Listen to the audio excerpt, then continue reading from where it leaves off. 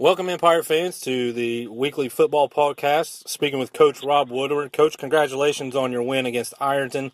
And, you definitely had the ball game in hand, early, late first quarter, early second quarter.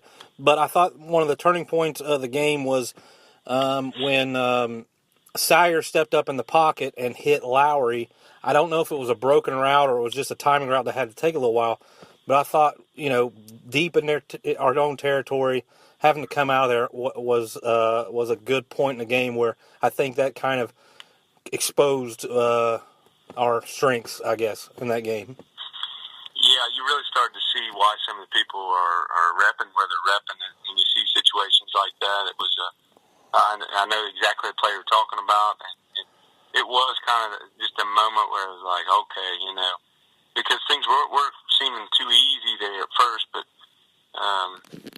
Ironton was putting on, getting after it and playing aggressive, and that aggressiveness kind of caused us on a rollout protection to step up, and you said it right. Trent stepped right up in the pocket and threw a strike right to Cole Lowry, who has some pretty good hands as a receiver, it's just great to see the connection between those guys. While it's still kind of early on, but it's kind of a sense, Trent's feeling comfortable knowing where the receivers are, and the receivers knowing that they continue in the routes, and it's something we practice. Honestly, our coaching staff has done a great job of putting us in a situation where it's kind of a scramble drill where we got to continue to maintain poise from the quarterback position and receiver position, and keep that play extended.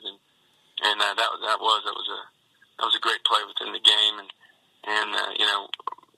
of course, all the times that we were able to get the ball to outstanding receiver in Tanner Holden, he made some big plays out there. But what a job blocking by Cole Lowry and Bryson Keeney out on the edge to allow that to happen, and then you come back with the touchdown that Evan Horsley runs when we were in more of our power package. And great job by our offensive line blocking with that. We had a number of offensive players on that line that didn't even get a minus score when we went back through and graded them. They were really executing up there. Well, you mentioned Bryson Keeney, and I know the boys that did Berg Fan over the weekend had a hard time deciding whether Denini or Keeney would be your defensive player of the game. But just watching Keeney on the corner route was probably one of the best cornerback position played games in quite a while. When you have to come up and take on a blocker and make a tackle, it's pretty impressive. And I just wanted to give him props for what he did too. Yeah, well, look at the very first play that they did complete. I mean, that ball, he was all over that ball. How he didn't pick that thing, I don't know. Great job by the Ironton receiver. I guess there was a pick with his hands right in between Keeney, and he pulled that ball right out of there. But well thrown ball over there. But Keeney was all over it. It was right to the receiver, but he was in the right spot. Just didn't happen to have enough of a knockdown on it or to pick it in that situation. But he gets another pick later, and he is the best open field tackler, hands down, that we've got out there when it comes to just space. He's able to really shut people down if they get out there in space with him, and he's done an exceptional job. And he did a great job on the offensive side too. And yeah, you're right. Denini really showed his strengths. He finally came into his own as we started to execute a game plan. Our first two scrimmages, we really didn't game plan those games. We wanted to kind of throw guys out there and say, here, you just gotta kind of go on the fly and remember what you've been coached to do. And it's a little different as we lined up and had a game plan for exactly what we wanted them to do versus certain situations, and they really excelled with that. And another outstanding performer was on that defensive line, really the whole defensive line. And Alex George really manned one side with Nick Parsley manning the other side, and those two scored out outstanding. Some of the top scores we've ever had on a D-line unit with the two defensive ends. And George creates a fumble and then recovers it. And was in on quite a few other plays. I think he was the leading tackler with 7. So yeah, the secondary and the up front defense was just lights out. What's one guy that maybe fans probably didn't see that I know you mentioned a few guys there, but maybe one play that just kind of stuck out to you that, hey, this was a real exceptional play and maybe not something everybody got to appreciate it? Well, I coached the offensive line, and then going back and watching some of the things that the defensive line did down there in the trenches, you don't necessarily see standouts, but we all have seen him in the past. Jeremy Cooper and the job he does in there inside, and C.J. Hall, those two just, golly, they didn't get moved.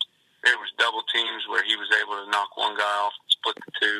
Cooper did, and stick his nose in there, redirect the back that, then gets cleaned up by a linebacker or maybe one of those ends. CJ and him just dominating in the middle.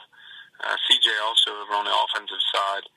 There was one play in particular down where we're running the play outside, and he's the backside guard, and I mean he sticks his nose in there and drives a defender off the line of scrimmage, and that's when you know you got things working right. When you got guys going that hard on the backside of a play, just to keep that tenacity on the line going, and those guys were really tough inside. They don't stand out all the time, unless you're linemen that know what you're looking for, but they did an outstanding job.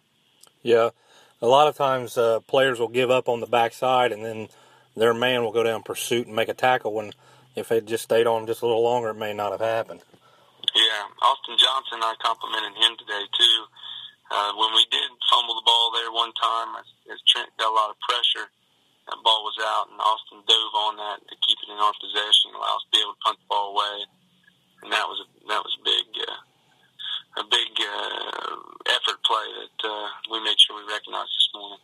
Well, now that you got your first win for the season, you move on, get a home game. I'm sure you guys will be excited about that. What does Fairland bring to the Ed Miller Stadium Friday night that might present a problem for the Pirates? Well, Fairland has some exceptional athletes, and 3 in particular that are more athletic than we've seen this year so far. They had 2 slot receivers that are both exceptional players, big, fast, strong players, and they got a fullback that also plays linebacker that is a stout player himself. And, they kind of are mixing and matching after that, but those guys are again, guys that could break a play open. They're returners on special teams. They're offensive players that they move around a lot, and they're big-time players on defense. So those guys are going to present some problems if we don't do a good job of gang tackling and getting there and staying low, because they're big-bodied, physical players that we got to make sure that we account for. Well, that will be all we got for this week. We'll let you go and let you get back to what you were doing there, be with your family there. Is it 7 o'clock kickoff, correct, now on Fridays? Yes. All SOC games this year, and really most of the games throughout the state of Ohio anymore has moved to 7 o'clock kickoffs. The only other game we have at 7:30 will be with Jackson coming up there in September. But 7 o'clock kickoffs for all the rest that we have this year, and that's Friday nights for all of them. Any final thoughts before we get off, Coach? Just what great community support. Love the cheer block on Friday night. They were outstanding. I mean, it was really a great day to be a Pirate and be out there. And I have no doubt that the same kind of enthusiasm we brought to Ed Miller Stadium this Friday. So looking forward to it. That's Coach Rob Woodward with the Wheelersburg Football Podcast this week. Be sure to tune in to BurgFan.com this Friday at 7 o'clock as Wheelersburg takes on Fairland at Ed Miller Stadium.